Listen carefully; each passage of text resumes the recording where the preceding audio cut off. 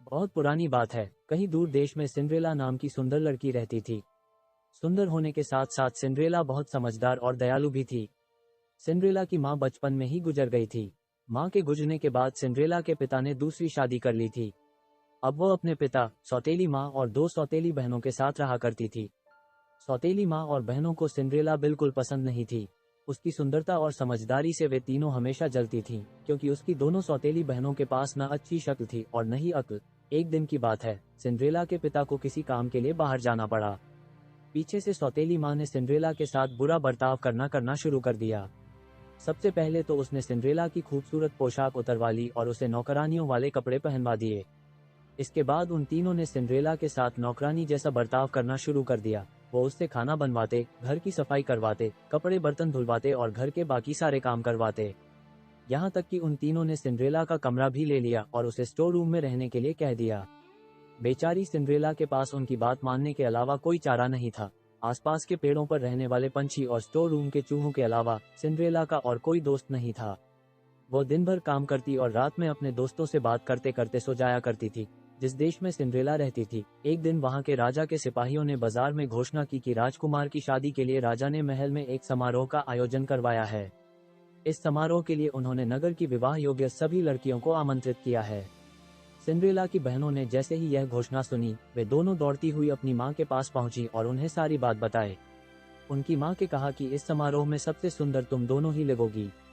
राजकुमार का विवाह तुम दोनों में से किसी एक के अलावा किसी और के साथ नहीं होगा। इस बात को सिंड्रेला ने भी सुना और उसके मन में भी समारोह में जाने की इच्छा हुई, लेकिन इस बारे में अपनी सौतेली माँ से बात करने में उसे बहुत डर लग रहा था। उसकी सौतेली माँ और बहनें समारोह में जाने की तैयारी करने लगीं। उन्होंने नए कपड़े सिलवा लिए और नए जूते भी खरीद लिए।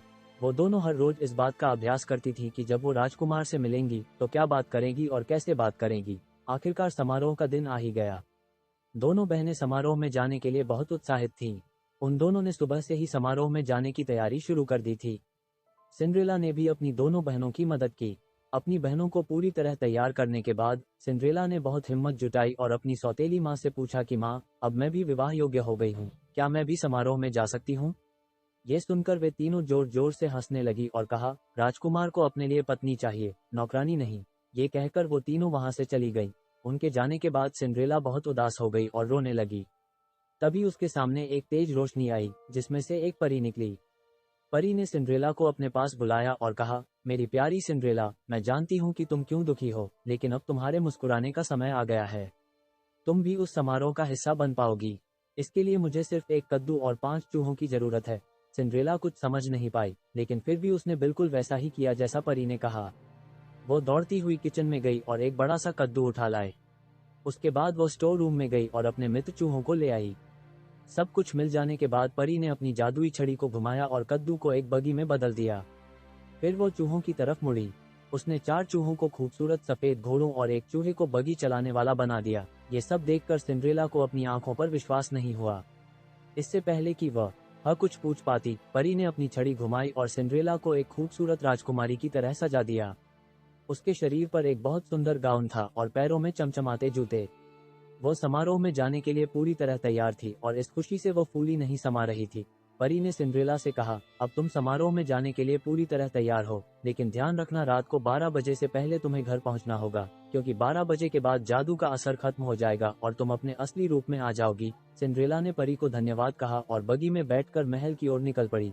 जैसे ही सिंड्रेला महल पहुंची, सबकी नजर उस पर आ टिकी। उसकी सौतेली माँ और बहनें भी वहीं थीं, लेकिन वह इतनी खूबसूरत लग रही थी कि वे तीनों भी उसे पहचान नहीं पाए। तभी सिंड्रेला ने देखा कि राजकुमार सीढ़ियों से उतरते हुए नीचे आ रहे हैं। सब लोग उनकी तरफ देखने लगे। जैसे ही राजकुमार की नजर सिंड्रेला पर पड़ी, वे उसे देखते ही रह गए। समारोह में मौजूद सभी राजकुमारियों के पास न जाकर राजकुमार सीधे सिंड्रेला के पास आए और अपना हाथ उसकी ओर बढ़ाते हुए कहा कि राजकुमारी, क्या आप मेरे साथ डांस करना पसंद करेंगी?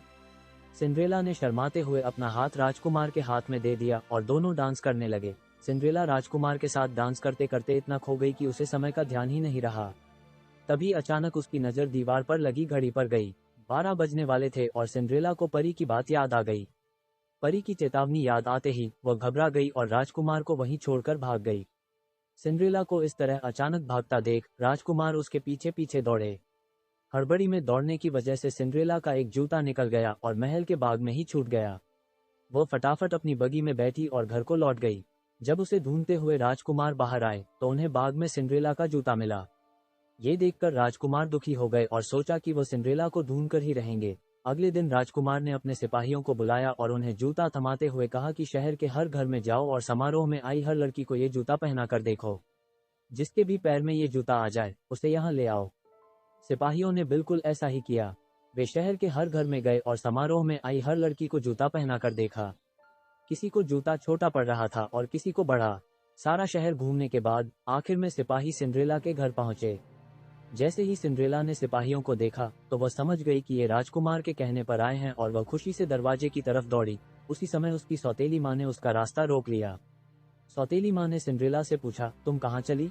सिपाही उस लड़की के लिए आए हैं जो कल रात समारोह में थी। तुम तो कल आई ही नहीं थी, तो तुम नीचे जाकर क्या करोगी?